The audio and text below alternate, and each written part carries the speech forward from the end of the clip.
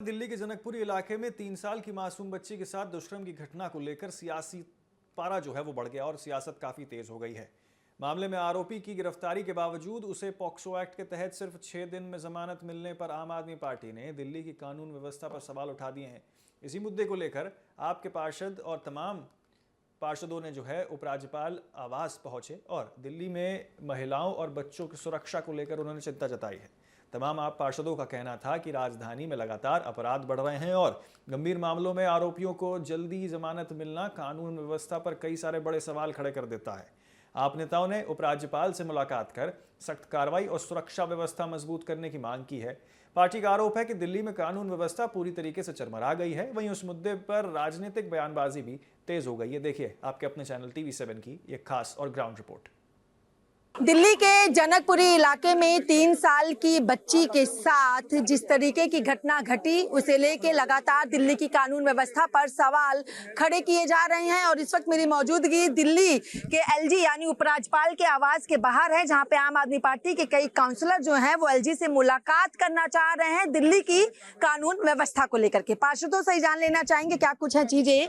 पुनीत जी, क्या है वजह, किस लिए मौजूद है, क्या कुछ कहना चाहिए? एक बड़ी ही एक दुर्घटना हुई है SS समोता स्कूल करके है जनकपुरी के अंदर। वहां पर 2 दिन पहले एक बच्ची की एडमिशन होती है। वो 3 साल की एक छोटी सी बच्ची है। उसके बाद ऐसा पता लगता है कि बेसमेंट में ले जाकर किसी टीचर के इन्वॉल्वमेंट के साथ उस लड़की के साथ कुकर्म किए गए हैं।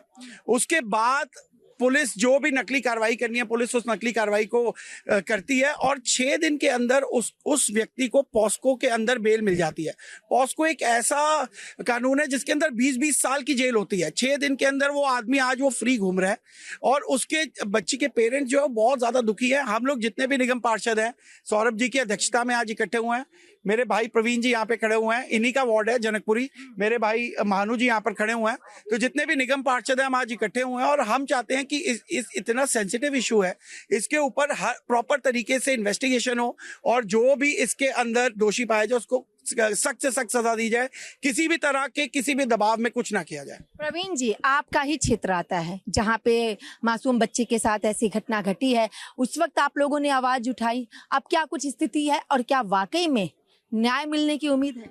देखिए, बड़े शर्म की बात है कि दिल्ली के अंदर आज भारतीय जनता पार्टी की ट्रिपल इंजन सरकार चल रही है और दिल्ली जैसे शहर के अंदर एक 3 साल की बच्ची का जो सिर्फ मात्र 2 दिन उसको स्कूल में जाते हुए हुआ, उसका बलात्कार होता है, रिपोर्ट के अंदर आता है, पुष्टि होती है।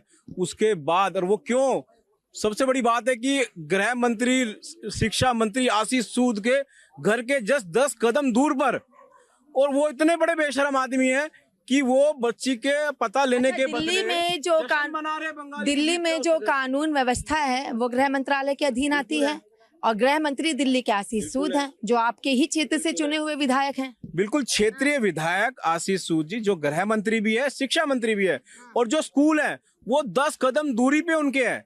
बलात्कार होता है 30 तारीख को, 4 तारीख के बाद वो जश्न मना रहे हैं वहां पर। उनको पता लेना चाहिए बच्ची के परिवार का, और पुलिस बचा रही है, DCP SHO बचा रहे। क्यों बचा रहे हैं? सिर्फ मंत्री और उनके बीजेपी के कहने से बचा रहे हैं।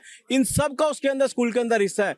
15 दिन पहले वहां पर एक प्रोग्राम होता है, प्रोग्राम जिसके अंदर जो हमारी दिल्ली की मुख्यमंत्री रेखा गुप्ता जी आती है, आशीष सूद जी आते हैं। तो इनकी मिली भगत से हो रहा है। ये पूरा सिस्टम भारतीय जनता पार्टी का उनको बचाने के लिए लगा हुआ है। मैं आज चैलेंज से कह रहा हूं आपको कि अगर इंसानियत बची है अपने शिक्षा मंत्री के अंदर, आशीष सूद के अंदर, रेखा गुप्ता जी के अंदर, तो स्कूल की मान्यता को तुरंत प्रभाव में उनको रद्द करना चाहिए और DCP और SHO के ऊपर कार्रवाई करनी चाहिए जिन्होंने आपके हिसाब से सब मिले हुए हैं और उन लोगों की वजह। बिल्कुल मिले हुए। क्यों मिले हुए हैं? आप देखेंगे 1 महीने पहले उसकी पूरी मैनेजमेंट चेंज हुई है।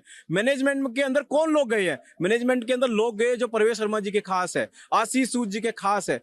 उनका पैसा लगा है स्कूल के अंदर, उनके मैनेजमेंट के लोग गए हुए, इसलिए बचा रहे हैं। उनका खुद का स्कूल है, वो पैसा लगा हुआ है। तो क्या पैसे के चलते 3 साल की मासूम बच्ची के साथ? मुझे लगता है ऐसा ही है। मैंने कल देखा कि वीडियो, पेरेंट्स वहां पे मिलने गए तो उनको मिलने नहीं दिया गया, पीड़ित परिवार को, और धक्के मारे गए।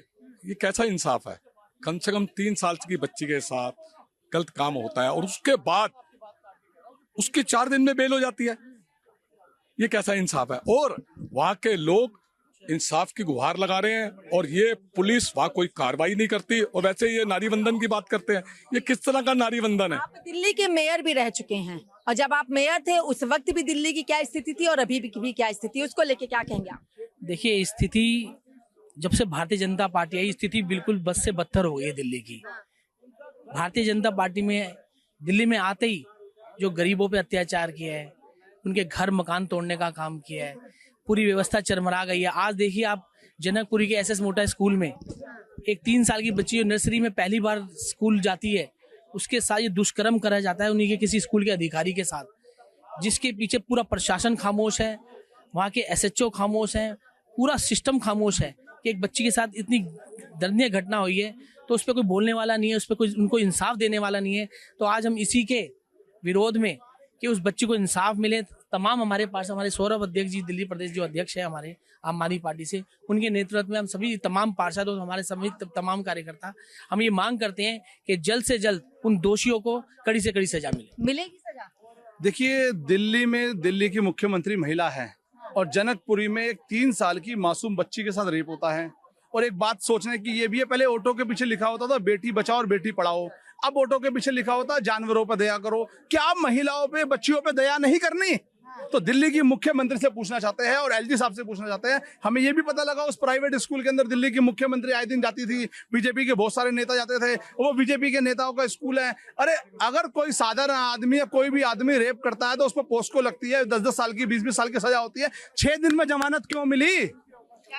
सबसे बड़ी बात तो ये है कि ये जो घटना है, दिल्ली के जो शिक्षा मंत्री है उन्हीं की विधानसभा की ये घटना है, और बड़ी शर्म की बात है कि इस घटना के विषय में उनके मुंह से एक शब्द नहीं फूटा।